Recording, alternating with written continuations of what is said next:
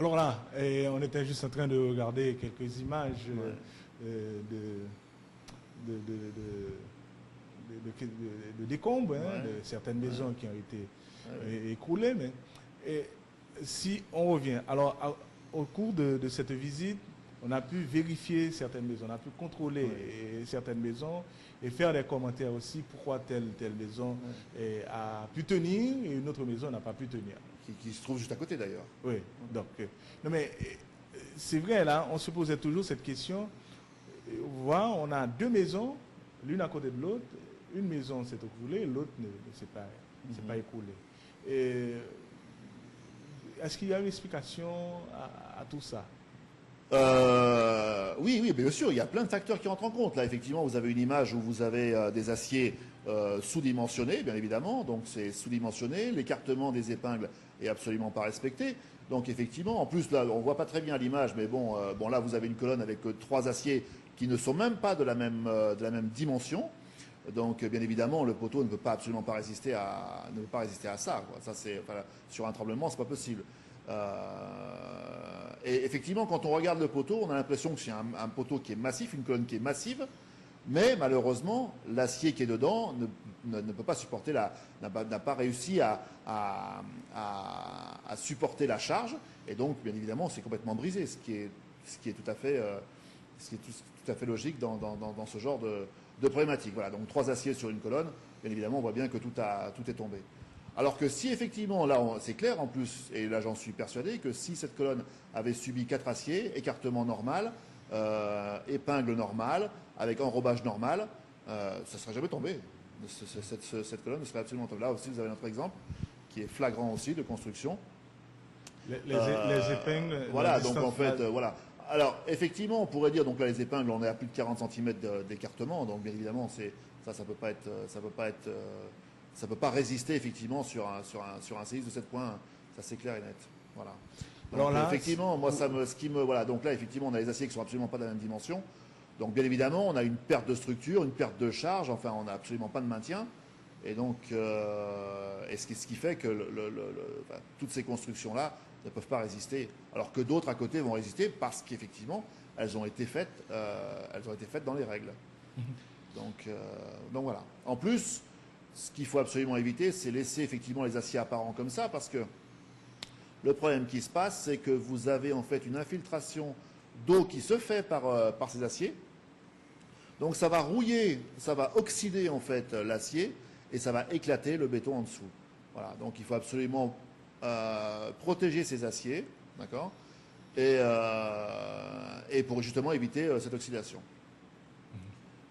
Donc là, on voit bien, les images sont assez frappantes. Là, on est en fait sur un...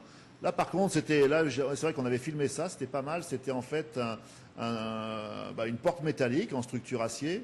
Et effectivement, cette maison a extrêmement bien résisté parce qu'effectivement, l'acier a tout retenu. Enfin, toute la charge a été retenue par ces aciers-là. Et effectivement, on voit que cette maison n'a absolument aucune fissure. Là, à côté... Là, on a un exemple aussi de colonne, d'accord. Donc là, le béton, on voit bien qu'il a été mal vibré. L'acier est apparent, il est oxydé, donc là effectivement on a un éclatement du béton qui va se faire.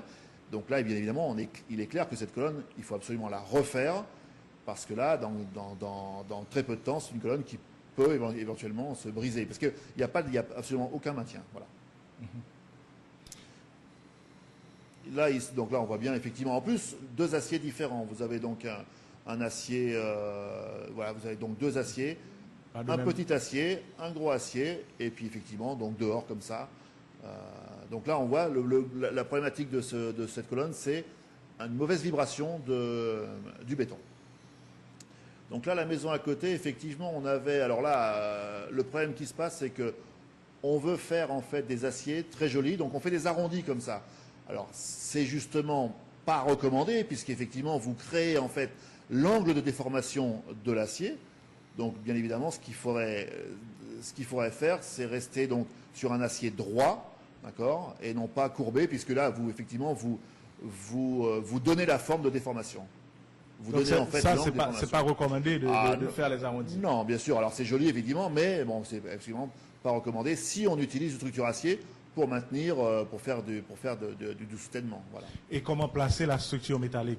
Alors, la structure métallique, le mieux, c'est effectivement de le placer au milieu, effectivement, de l'ouverture, mais non pas à l'extérieur. Donc ici, si vous voulez, ce qui nous intéresse, c'est effectivement, c'est encore cette colonne, une de ces colonnes. Donc là, on voit que l'acier est en bas, donc il est ouvert, et effectivement oxydé, et ça fissure complètement la colonne. Donc évidemment, on a encore une fois ici une perte de charge. Donc vous savez, il ne faut pas un 7.1 pour que cette maison tombe. Hein. Et là, c'est ça le problème, c'est que toutes ces maisons-là ne peuvent pas résister. Elles n'ont pas suffisamment d'enrobage, elles n'ont pas suffisamment d'acier pour pouvoir résister à ça. D'accord ? Alors que si effectivement on avait respecté le dimensionnement des aciers, il n'y aurait pas eu ce problème. Là, c'est pareil. Donc la dalle qui a été posée est complètement acier apparent, oxydé. Donc bien évidemment, on n'a pas d'enrobage. Et c'est un peu le souci de... Donc ça, en fait, c'est vrai que nous avions filmé cet endroit qui reflète effectivement pas mal d'endroits. Alors que, vous voyez, par exemple, si ça avait été placé au milieu de la fenêtre et non pas à l'extérieur, ça pourrait effectivement protéger, un peu la structure de la maison. Parce que dès l'instant où on fait une ouverture, on crée en fait une zone, on fragilise une zone, bien évidemment. Et c'est ce qui s'est passé ici. Donc là, on a une grosse craquelure, donc une grosse fissure. Ce qu'on appelle, nous, une fissure traversante, parce qu'elle part des deux côtés. Donc côté extérieur, et elle va jusqu'à l'intérieur. Donc on voit même à travers. Donc c'est ce qu'on avait pu remarquer. On voit à travers la fissure. Donc, si vous voulez, c'est vrai que, tu te rappelles, on avait inspecté cette maison. Bon, cette fissure, elle n'a rien d'alarmant, mais bon, effectivement, il faut absolument la traiter et évidemment la réparer immédiatement, quoi, voilà.